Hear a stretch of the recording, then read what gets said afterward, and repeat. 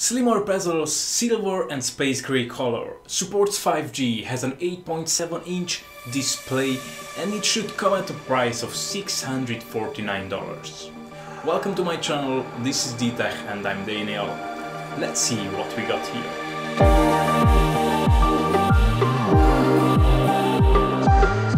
If you're asking me, I'm really waiting for the new iPad mini. The new iPad mini 6. Well, will it fit in my budget? Most probably not really, but for that price we should get some really interesting stuff. There are some rumors that the new iPad mini Pro, well, which is a rumor itself, so the rumor is that the new iPad mini Pro should come with the new M1 chip. Well, honestly, if you are not subscribed yet, you should really do it now. It takes literally 3 seconds and yeah, I'm trying to reach 1000 subscribers until the end of the year so we can build a massive tech community. So back to the iPad mini Pro, I'm not really convinced about the new M1 chip. However, it may be a chance because Apple will release a few new laptops with the newer chip this year. So the M1 chip is possible. So actually this is a mess. Let's see what we got here. Based on rumors, we should have an 8.7 to 9-inch display, it may be ProMotion, an A14 or an M1 chip, slimmer bezels like the iPad Pro models, Touch ID on the power button like on the iPad Air, 5G connectivity and the price of $649. What do you think about this? Do you think that this is possible? How do you imagine the new iPad mini Pro, if it will exist? So let me know into the comment section. By the way, another Realme phone should come soon. This product should be announced on the 18th of March, but we can already find a YouTube video about it.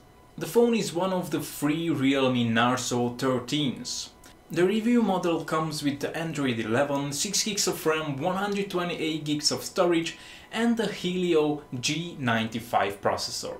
The phone has a hole punch cutout for the front camera and a pretty interesting but definitely not uncommon design from Realme on the back.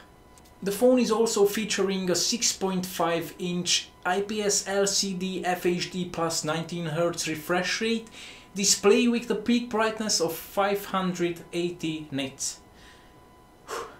We got one camera in the front and 3 on the back, including a 48 megapixel main camera, a 5000 mAh battery and nonetheless the 30 watts fast charging.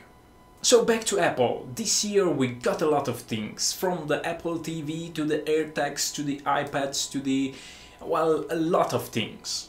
But I guess that you weren't thinking about this. When it comes to gaming, as we saw, the new Apple TV is definitely not a beast. It is still mostly functioning as a TV box, and that's just right because it's meant for that. It is true that it has an A12 chip in it, and don't get me wrong, this chip is fairly good, but is incomparable with the A14 or the M1 chips.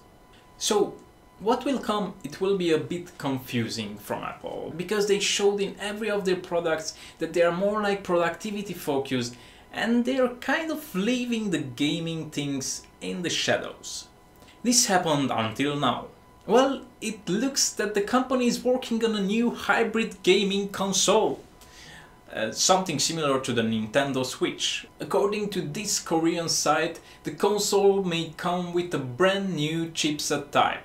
So maybe we will not see an A or M type chip on this device. Also, based on rumors, Apple is currently negotiating with Ubisoft.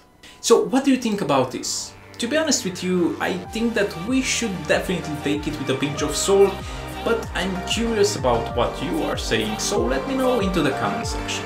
So this was it for today. Thank you very much for watching. If it helped you, give it a like and don't forget the subscribe button is just one click away from you. Thanks again and let's talk soon.